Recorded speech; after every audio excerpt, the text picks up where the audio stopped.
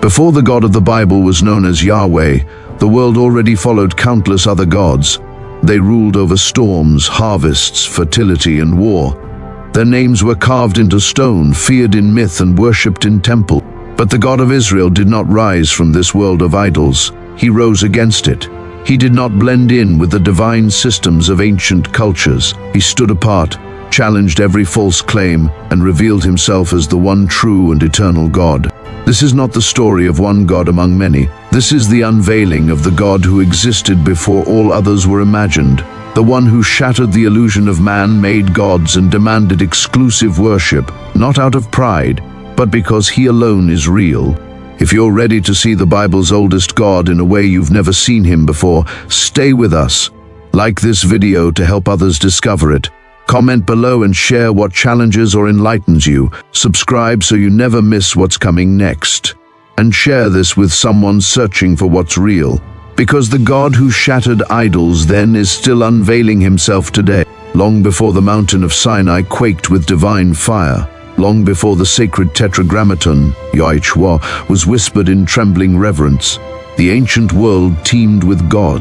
Theirs was a world where the sacred and the natural were inseparable, where every thunderclap echoed with divine power and every harvest was a gift from the heavens. These deities were not mere superstition to the ancient mind. They were real, present, and powerful.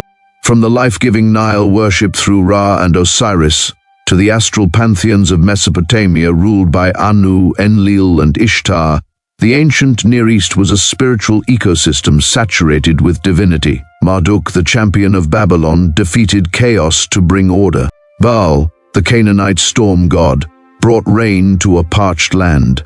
Each god had a domain, a mythos, a temple, and a people who depended on them for survival.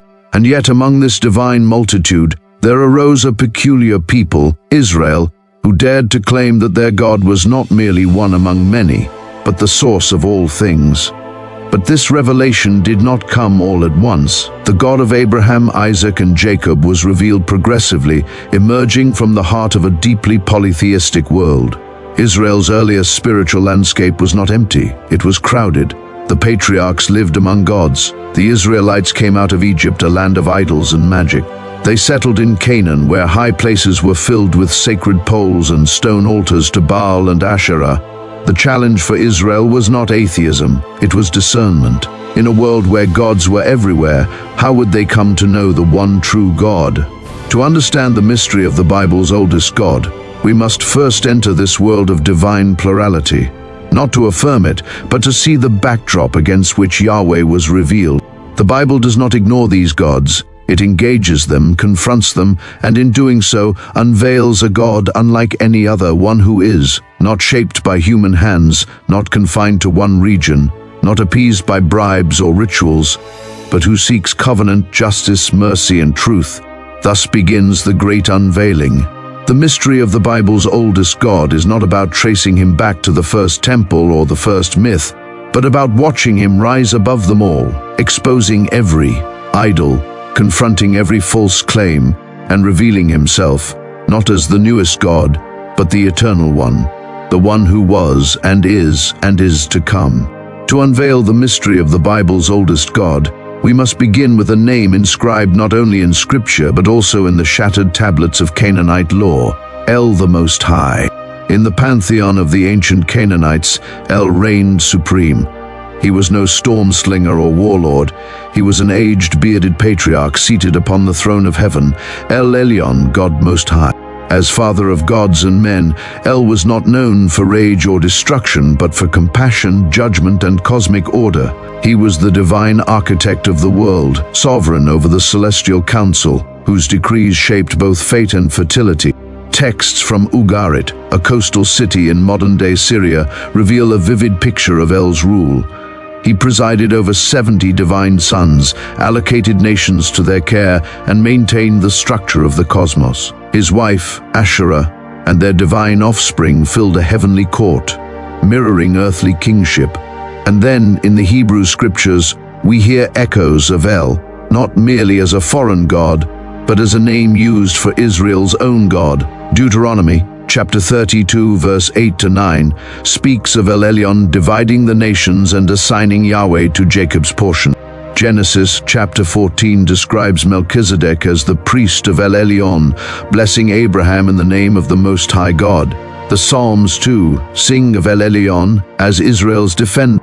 This overlap is no coincidence. It reflects a transitional moment in Israelite theology, a time when Yahweh was understood not in isolation but in continuity and contrast with the gods known in surrounding cultures. Some scholars suggest that early Israelites may have equated Yahweh with El, or saw Yahweh as a distinct but exalted member of El's divine council, but this would not remain the final picture. The mystery begins to unfold here. Yahweh does not merely resemble El, he transcends him. As Israel's covenant deepened, Yahweh absorbed El's roles: creator, judge, shepherd, sovereign. But he added something the Canaanite El never offered: intimacy. El was distant, enthroned above all. Yahweh walked with Abraham, wrestled with Jacob, burned in a bush for Moses. He was not only most high, he was most near. Thus Yahweh did not dethrone El by violence or myth. He fulfilled and redefined what God Most High meant.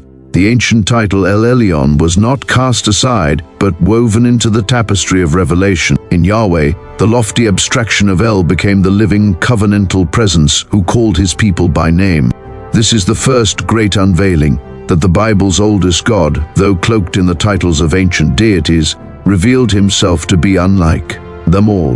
Not one God among many, but the one who would rise above every name, not just as El, but as I am. If El was the father of gods, then Asherah was their mother, the divine feminine force of the ancient Near East. Revered as the Queen of Heaven, she embodied fertility, nourishment, and generative life. Her image appeared beside the thrones of chief gods across Canaanite and Semitic cultures, where she was often portrayed holding lilies or flanked by lions, symbols of strength and fruitfulness. She was not a distant deity. Her presence was felt in the rhythms of the earth, in the womb, the harvest, the sacred tree. Asherah poles, wooden symbols of her presence, stood on hilltops and beside altars throughout the land. Groves were planted in her name. In Ugaritic texts she was called "She who walks in the sea," consort of El, mother of 70 divine sons and intercessor among gods. But the mystery grows more unsettling when we turn to the biblical record. Archaeological findings, particularly inscriptions at Kuntilet Ajrud, an 8th century BCE desert outpost, contain references like Yahweh of Samaria and his Asherah. These texts suggest that, in certain Israelite circles, Asherah was not merely remembered from Canaanite mythology, she was worshipped alongside Yahweh. This wasn't a minor fringe belief. The presence of Asherah poles in Judah and Israel, even within or near temple precincts, points to a time when syncretism blurred divine line. Yahweh, the God of Israel, was imagined by some not as a solitary transcendent being, but as part of a divine pair, echoing the male-female cosmic unions seen across surrounding religions. Yet the biblical authors violently resist this confusion. Prophets like Jeremiah condemned those who offered cakes to the Queen of Heaven.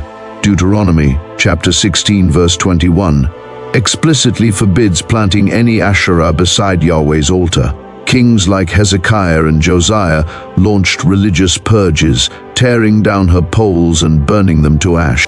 The prophets declared Yahweh to be utterly indivisible, exclusive in glory, and incompatible with any consort, be she goddess, idol, or imagined symbol of fertility. In this rejection, a mystery is unveiled. Yahweh is not simply different in power, but in nature. He does not mirror the divine pairings of El and Asherah, Baal and Anat, or Marduk and Ishtar. He is complete in himself, the sole creator, not birthed by heavens nor needing a partner to give life. The mother goddess may have been venerated as the origin of many, but Scripture declares a radical truth: only Yahweh gives life, and he does so not through sacred union, but through divine will, holy breath, and covenantal promise. In Asherah, we see the seductive pull of blending old gods with new revelation. But in Yahweh, we encounter a mystery greater still, the God who transcends gender, myth, and form, revealing himself not in divine romance, but in eternal sovereign holiness. Among all the deities that crowded the spiritual landscape of ancient Israel, Baal stood as Yahweh's fiercest rival. To the Canaanites, Baal was not a minor god. He was the divine stormbringer, the rider on the clouds, and the master of rain, thunder, and agricultural bounty. In a region where survival depended on seasonal rains, Baal was not just myth, he was necessity. He was the son of El in Canaanite mythology, yet far more dynamic and aggressive. Myths from Ugarit recount Baal's epic battles against Yam-Si and Mot Death, cosmic foes representing chaos and desolation. In defeating them, Baal earned his place as Lord of Life and Fertility, the one who tamed chaos and made the land flourish. Temples dedicated to him, such as the Great Sanctuary in Ugarit, were centers of elaborate rituals, sexual fertility rites, and sacrificial offerings.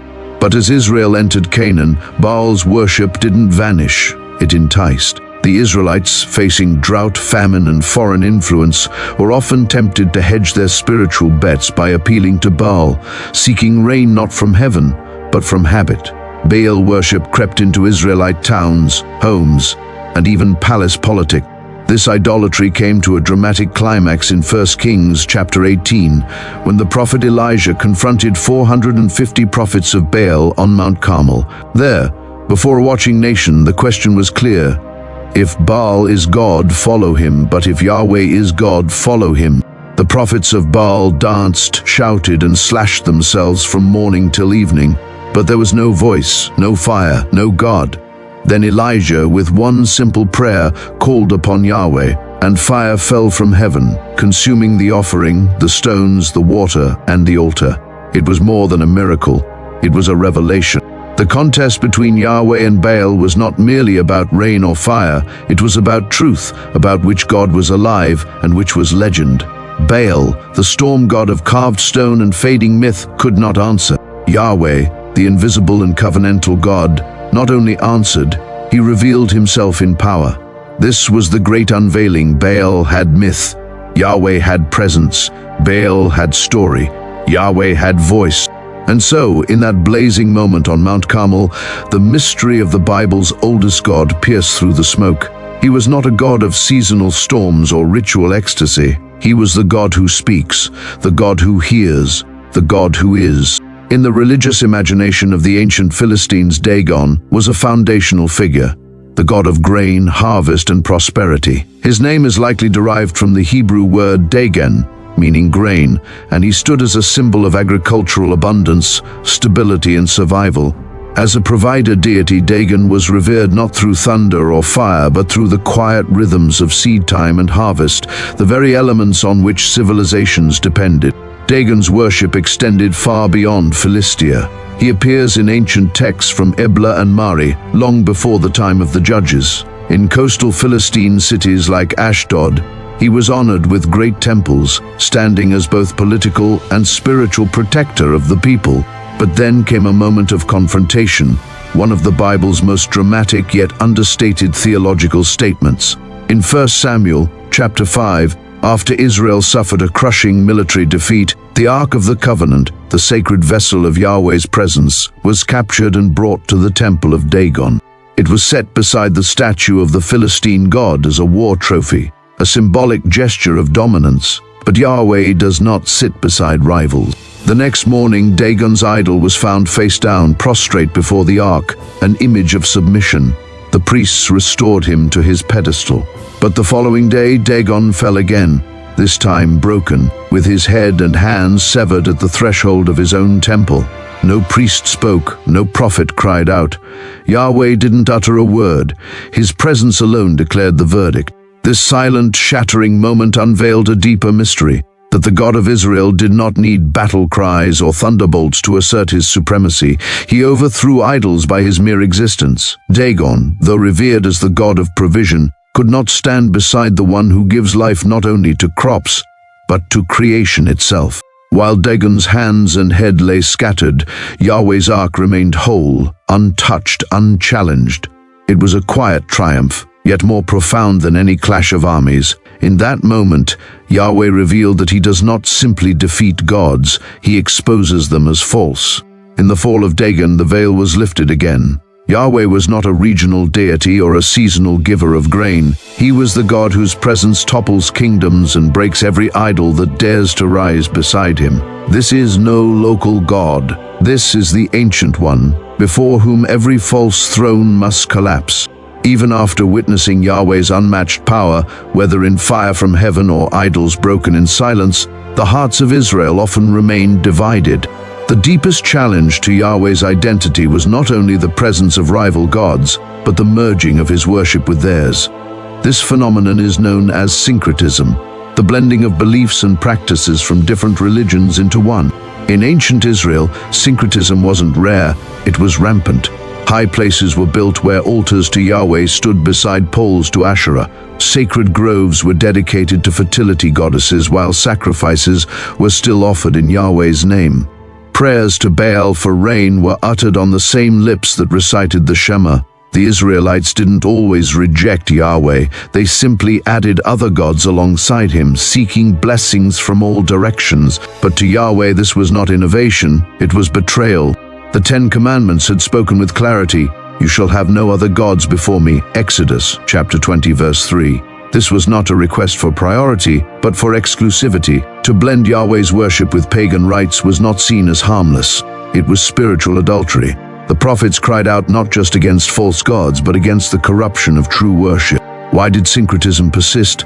Because the people feared drought, war, infertility, and wanted guarantees. If Baal brought rain, if Asherah gave children, if Dagon protected grain, why not honor them just in case?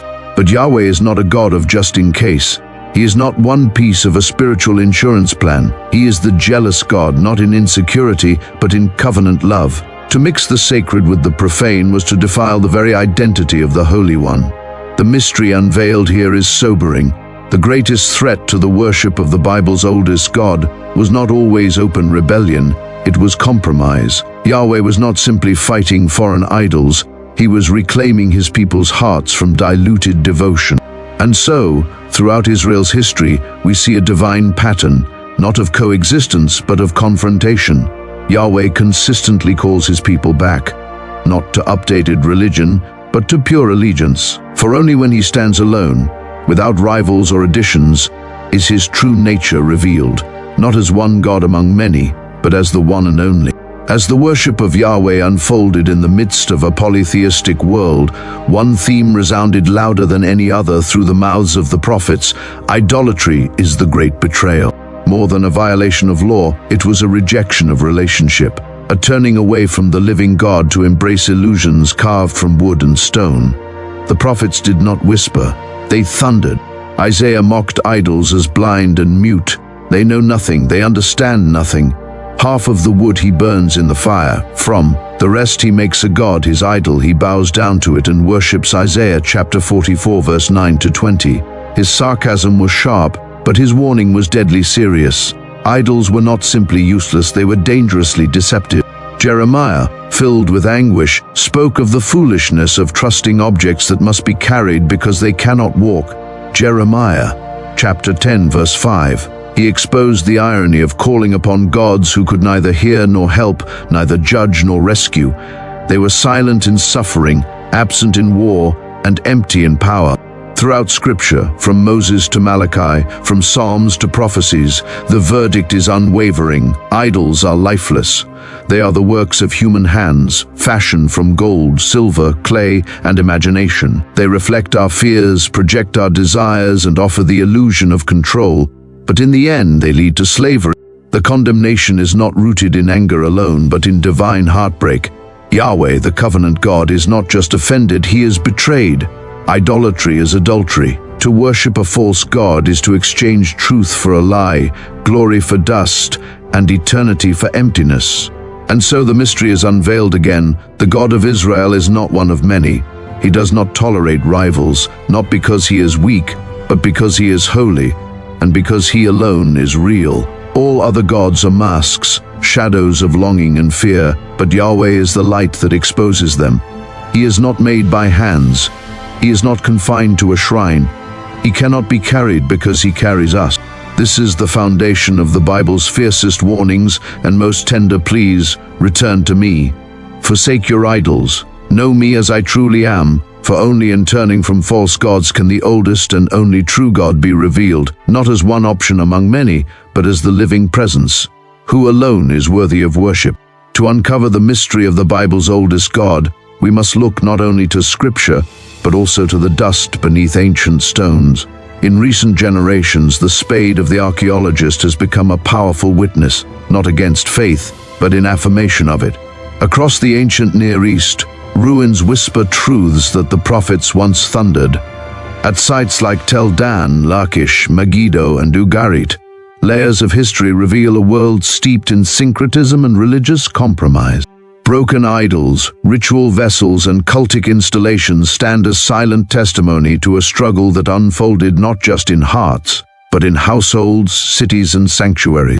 In the remains of Israelite homes, archaeologists have unearthed figurines of Asherah, often tucked into domestic altars, suggesting her worship wasn't confined to public shrines but woven into daily life. Clay amulets, fertility symbols, and inscriptions referencing Yahweh and his Asherah have been discovered in places like Kuntilat Ajrud and Kirbet el-Kom, pointing to a season when the people blurred the line between Yahweh and Canaanite deities.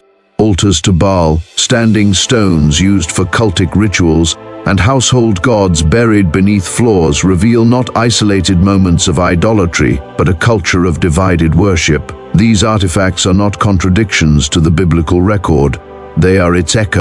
They verify that the warnings of the prophets were not poetic exaggerations or spiritual abstractions. They were responses to real threats, to practices deeply entrenched in the very soil of Israel. Far from undermining the Bible, these discoveries validate its voice. They provide a historical backdrop that magnifies the mystery. Yahweh was not introduced into a vacuum. He entered a world already crowded with gods and demanded absolute allegiance. The stones cry out what the scriptures have declared all along. Israel's God was different, and his people were continually tempted to forget that difference. But even in their unfaithfulness, Yahweh remained faithful, calling them back again and again to the truth that he alone is God, not of the artifacts of man, but of eternity itself. To unveil the mystery of the Bible's oldest God is not merely to trace origins, but to witness revelation in motion. Yahweh did not descend fully defined into Israel's earliest consciousness. In the beginning, he was often perceived through the lens of the ancient world, a God of thunder, fire, and high places, a divine warrior who shattered Egypt's gods and thundered from Sinai. He was the God of Abraham, Isaac, and Jacob, yet to each generation he revealed a different facet of his being. In the Exodus he appeared as deliverer, in the wilderness as provider. On Sinai he was lawgiver, and in the conquest, commander of heavenly armies. In moments of rebellion he was judge, but in exile he became hope. As Israel's journey unfolded, through covenant, kingdom, collapse, and return, so did Yahweh's self-disclosure. He was no longer understood merely as a tribal deity who fought for Israel, but as the God who formed the nations, the creator of heaven and earth, and the redeemer of humanity. This progression was not evolution in essence, but revelation in relationship. From the storm at Sinai to the still waters of Psalm chapter 23, Yahweh's identity expanded beyond divine power to divine intimacy. He was the shepherd, the rock, the husband, the father, not abstract titles, but relational truths. And then, in a mystery deeper still, Yahweh, who once spoke from fire, would speak in flesh. The God who walked in Eden, who wrestled Jacob, who filled the temple with glory, would one day walk among men, not as a new God, but as the eternal one unveiled. This unfolding is not a contradiction, it is the core of the biblical narrative.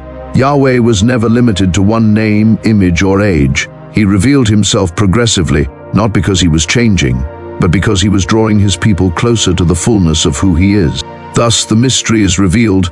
The God of Israel began as a presence among many, but ended as the one above all, not confined to tribe or territory, but enthroned as Lord of all creation. One of the most mysterious and often overlooked elements of the Bible's portrayal of God is the concept of a divine council, a heavenly court or assembly of spiritual beings who operate beneath God's authority. In glimpses scattered through Scripture, we see not a solitary throne in heaven, but a celestial courtroom, alive with voices and presence.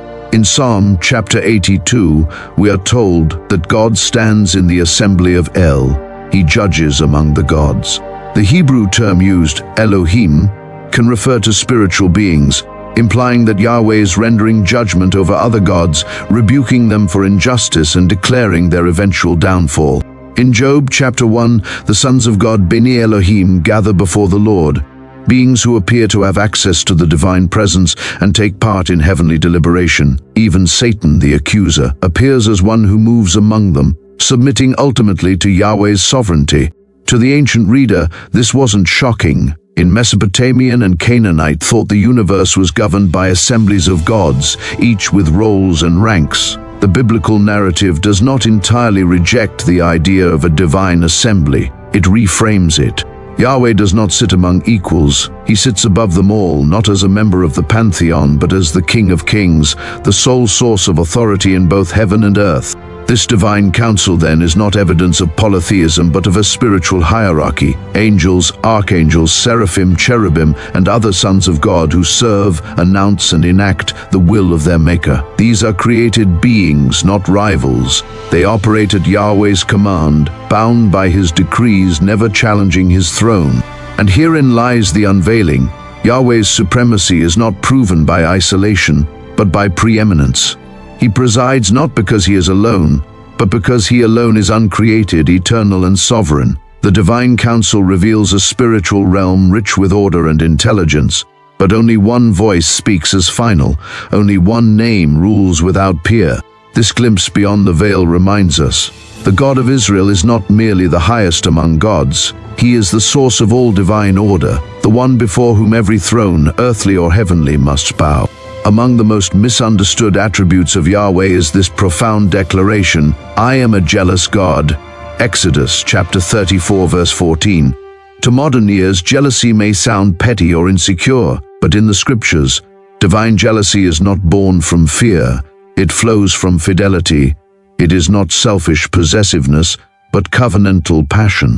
Yahweh's jealousy is the fierce fire of love that will not tolerate betrayal, not because he is weak, but because his love is pure and exclusive. Just as a husband refuses to share his bride, or a parent cannot bear to see their child in danger, Yahweh burns with holy zeal when his people turn to idols that enslave, deceive, and destroy. This covenant jealousy is not rooted in domination, but in protection. He alone can give life, truth, and freedom. To worship another is to drink from a poisoned well, to chase a shadow while turning one's back on the light. His anger is not the rage of a tyrant, it is the grief of a wounded lover, the justice of a faithful king whose people have abandoned their vow. Throughout Scripture, this divine emotion is tied to covenant faithfulness. In the wilderness, when Israel made the golden calf, Yahweh's jealousy erupted, but so did his mercy. In the time of the prophets, when Israel chased after Baal and foreign alliances, he wept and warned and pleaded. His jealousy did not lead him to discard his people, it led him to pursue them. Again and again, Yahweh's wrath is described not as cold judgment, but as love aflame, a fire meant not to consume his people, but to burn away their chains. Here, the mystery of the Bible's oldest God is unveiled in stunning clarity. He is not distant, detached, or indifferent. He is the God who loves too deeply to share, too holy to be compared, and too faithful to let go. His jealousy is not a flaw, it is the heartbeat of redemption. For every time his people stray, he comes for them. Yahweh is not one among many suitors. He is the covenant husband, the relentless redeemer, the one whose love is as fierce as it is eternal. To truly grasp the mystery of the Bible's oldest God, we must do more than read sacred texts. We must listen through the noise of rival voices. The Bible did not emerge from a spiritual void. It was written in a world where gods were many, temples were everywhere, and divine claims competed for human allegiance. The scriptures are not abstract theology. They are revelation in conflict. The God of Israel revealed himself not in calm neutrality, but in confrontation. He stood against Baal in the storm, against Dagon in the temple, against Moloch in the flames. He shattered idols, overturned traditions, and thundered through the words of prophet. The biblical narrative is not just about who God is, it's about who he is not. Each false god unmasked highlights Yahweh's otherness, his holiness, his justice, his unmatched fidelity. Understanding the gods Yahweh opposed, their myths, their symbols, their seductive power, does not weaken faith, it sharpens it. It shows that Yahweh was not a borrowed idea or a regional upgrade, but a radical interruption in the ancient world. He did not rise from the ashes of myth, he burned through it. This historical and theological awareness deepens our understanding of Yahweh's uniqueness. It reveals that his call for exclusive worship is not arrogance, it is truth in a world of illusion. His demand for covenant loyalty is not cruelty, it is love resisting corruption. And so the mystery unveiled is this: Yahweh is not merely ancient, he is eternal, not shaped by myth, but the one who shapes reality itself. He is the God who enters history, dismantles false systems, and reveals a holiness utterly unlike the gods of men. To know him rightly, we must see the battle he fought, to not just be known, but to be known as he truly is.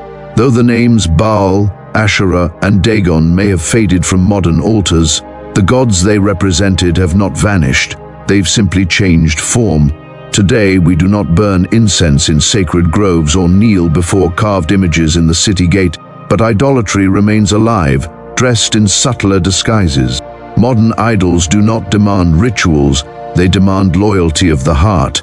We bow to success, chase fame, cling to security, worship pleasure, and elevate the self as the final authority. In a world saturated with screens, brands, and personal ambition, the human heart still does what it has always done: exalt created things above the creator. We may think idolatry belongs to ancient temples, but Scripture insists otherwise. The Apostle John's final warning to believers echoes across the centuries. Little children, keep yourselves from idols, 1 John chapter 5, verse 21.